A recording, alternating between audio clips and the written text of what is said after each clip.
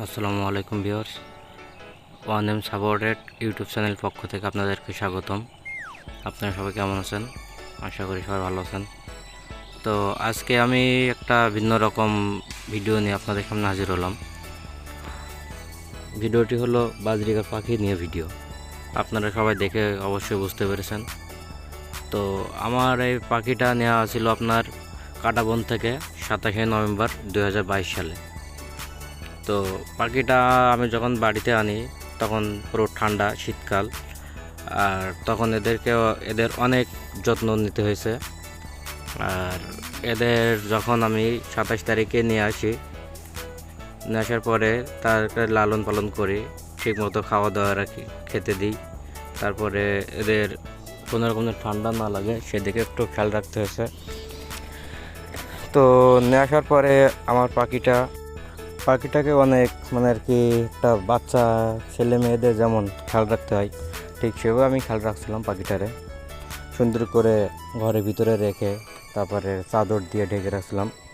অবশ্য তারা জন্য নিঃশ্বাস নিতে পারে, একটু হাওয়া বাতাস যায়, তেমনভাবে রাখছিলাম আর কি। তো যাই হোক, পাখিটা নেওয়ার পরে অনেকে বলছিল যে দুটোটা মায়া মেয়ে পাখি, আবার কেউ কেউ বলছিল দুটোটাই ছেলে পাখি। তো অনেক দ্বিধাবোধ থাকার পরেও আল্লাহর রহমতে আমি পাখিটা যখন বাড়িতে আনার পরে লালন পালন করার পরে ওটার বয়স যখন জানুয়ারি মাসের 6 তারিখ হয়, তখন আমার পাখিতে একটা বাচ্চা একটা ডিম দেয়। তো ডিম দেওয়ার পরে তার একদিন গ্যাপ রেখে পরবর্তীতে আবারও একটা ডিম দেয়। তো এই করে মোট আমার পাখি 3টা ডিম দিয়েছিল। দেওয়ার পরে তারা ঠিকমতো তাওয়া দিছিল অবশ্যই, কিন্তু পাখিটা তো যেহেতু প্রথমে ডিম দিছে, এজন্য আমি অনেক চিন্তা করছিলাম যে আসলে কি হয় না হয়। তো যাই হোক, অনেক চিন্তা ভাবনা পরে আমার 3টা ডিম দেওয়ার পরে একটা ডিম ফুটে না, আর 2টা ডিম ফুটে বাচ্চা বের হয় আর কি। তো ডিমটা যেমন গ্যাপ দিয়ে পারছিল, ঠিক তেমনই গ্যাপ দিয়ে বাচ্চাটা ফুটছে। অনেকের কাছে প্রশ্ন থাকতে পারে যে আসলে বাচ্চা পাখিতে ডিম দেওয়ার পরে বা বাচ্চা ফোটার সময় তাদের কি কি খাওয়া দাওয়া খাদ্য দেওয়া হয়েছিল। তো আমি বাজারে যে প্যাকেট জাতে যে খাদ্যটা পাওয়া যায় ওইটাই খাওয়াইছিলাম। তার পাশাপাশি একটু সজনের পাতা দিছিলাম মাঝে মধ্যে।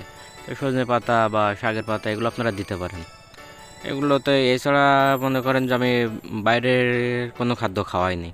অনেকে বলে মিনারেল ব্লক খাওয়াইতে হয়, এ খাওয়াইতে হয়, সে খাওয়াইতে হয়। আসলে আমি যতটুকু আমার আইডিয়াতে বললি, পাখি নেওয়ার পর থেকে পর্যন্ত আমার আইডিয়াতে বলি, এটা এক কথায় এদেরকে খুব যত্নে রাখতে হবে, এদের খুব সেফসাবে রাখতে হবে। এদের বাচ্চা রাখার জায়গাটা পরিষ্কার পরিচ্ছন্ন রাখতে হবে। তারপরে পাখিরা যেখানে থাকবে তাদের জায়গাটা পরিষ্কার করতে হবে, পরিষ্কার রাখতে হবে সবসময়, যেন কোনো স্যাঁতসেঁতে পরিবেশ না হয়। এবং যখন বাচ্চাগুলো পরিষ্কার করতে হবে, কিন্তু যখন বাচ্চা ছোট থাকবে, আমার যেগুলো দেখতে পাচ্ছেন এমন থাকা অবস্থায় বেশি নাড়াচাড়া করা যাবে না। তো বাচ্চা যখন একটু বড় হয়েছিল, তারপর আমি পাখির বাচ্চা থাকার জায়গাটা পরিষ্কার করে দিয়েছিলাম। তো আমি প্রায় 2-3 দিন পর পর বাচ্চা যখন একটু বড় হয়েছিল, তখন আমি 2-3 দিন পর পর বাচ্চার জায়গাটা পরিষ্কার করে দিতাম দিয়ে। তো এখন মনে করেন যে বাচ্চার বয়স 1 মাস 2 দিন বয়স। তো 1 মাস 2 দিনে আমার পাখির বাচ্চা এই যে এত বড় হয়েছে। তো এত বড় হওয়াতে ওরা এখনও মোটামুটি এখন ভাড় থেকে বের হয়ে একটু খাওয়া দাওয়া করে। তারপর আমি বের করে তাদের জায়গাটা পরিষ্কার পরিচ্ছন্ন করে দিই, কারণ বাচ্চা থাকার জায়গা যত পরিষ্কার পরিচ্ছন্ন হবে আমি মনে করি পাখি তত সুস্থ থাকবে। আর পাশাপাশি ওদের যে খাওয়ার পানির পাত্রটা, ওই পানিটা আমি প্রতিদিন পাল্টিয়ে দিতাম, কোনো রকম ময়লা আবর্জনা না থাকে সেদিকে খেয়াল রাখতাম। ওদের খাদ্যটা একটু পরিষ্কার করে দিতাম, এই আর কি। তো এখন আল্লাহর রহমতে আমার পাখি দেখতে পাচ্ছেন আপনারা সবাই কত বড় হয়ে গেছে, 1 মাস 2 দিন বয়সে। তো এখনও পাখি আমার 2 জোড়া হলো। এখন একটা খাঁচার ভিতরে 2টা ভাড় আছে, হয়তো তাদের বাচ্চা থাকার একটা ভাড় দিয়েছিলাম, আর ওখানে যে ওর মা বাবা থাকে সেখানে একটা ভাড় দিয়েছিলাম। খাঁচার ভিতরে আমার 2টা ভাড় দেওয়া আছে, আর সাইড দিয়ে এভাবে সুন্দর করে একটা ছিদ্র করে দিয়েছি যেন তারা নিজ দিয়ে আসা করে। আর বাচ্চার যে ভাড় আছে মানে বাচ্চাটা নিচে রাখছিলাম, কারণ বাচ্চাটা এখন বড় হয়েছে তো হয়তো বা যখন পড়ে যেতে পারে, এই জন্য খাঁচার থেকে একটু মানে উপরে ঝুলানো ছিল, ওইখান থেকে নিচে নামিয়ে রাখছিলাম।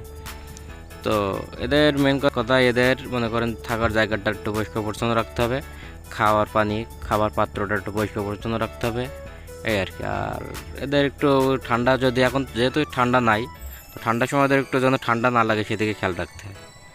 তো এইভাবে আমি আল্লাহর রহমতে এই কিছুদিন যাবৎ পাখি পালন করে আসতেছি। এখন দেখা যাক, পরবর্তীতে আপনাদের আরও জানাবো আমার পাখির অবস্থা, যে কী অবস্থা আছে এখন তারা। তো আমার মানে বড় পাখির মা পাখি বাবা পাখি দুইটা হয়তো আবার খুব শীঘ্রই ডিম দিবে। তো ডিম দিলে আপনাদেরকে আমি আবারও জানাবো যে আসলে আমি কতদিনের মাথায় আবার ডিম পেলাম, কতদিন পরে বাচ্চা পেলাম, সবগুলো আপনাদেরকে আপডেট দেবো। আর একটা কথা আপনাদের বলে রাখি, যে এখন যেহেতু গরমকাল আসতেছে, তো সবসময় পাখির খেয়াল রাখতে হবে যেন কোনো রকম গরম না লাগে, কারণ গরমে হিট স্ট্রোক হওয়ারও সম্ভাবনা আছে। আর পাখিদেরকে সবসময় এমন জায়গায় রাখতে হবে যেখানে ছায়া, আলো, বাতাস সব রকম পায়, মানে সব দিকে খেয়াল রেখে পাখি লালন পালন করতে হবে। আর আমি যখন পাখিটা নিয়েছিলাম, তো আমাকে দোকানদার বলছিল যে ভাই আসলে পাখিগুলো আপনার 7টা থেকে 8টা করে ডিম দেয়, অনেক পাখি আছে 12টা ডিম দেয়, কিন্তু আসলে এটা কতটুকু সত্য সেটা সঠিক জানি না। তো আমি তো প্রথম অবস্থায় 3টা ডিম পাইলাম, অবশ্যই বাচ্চা দিয়েছে 2টা। তখন পরবর্তীতে দেখা যাক কয়টা ডিম পাওয়া যায় বা কয়টা বাচ্চা পাওয়া যায়, সবগুলো আপনাদেরকে জানাবো।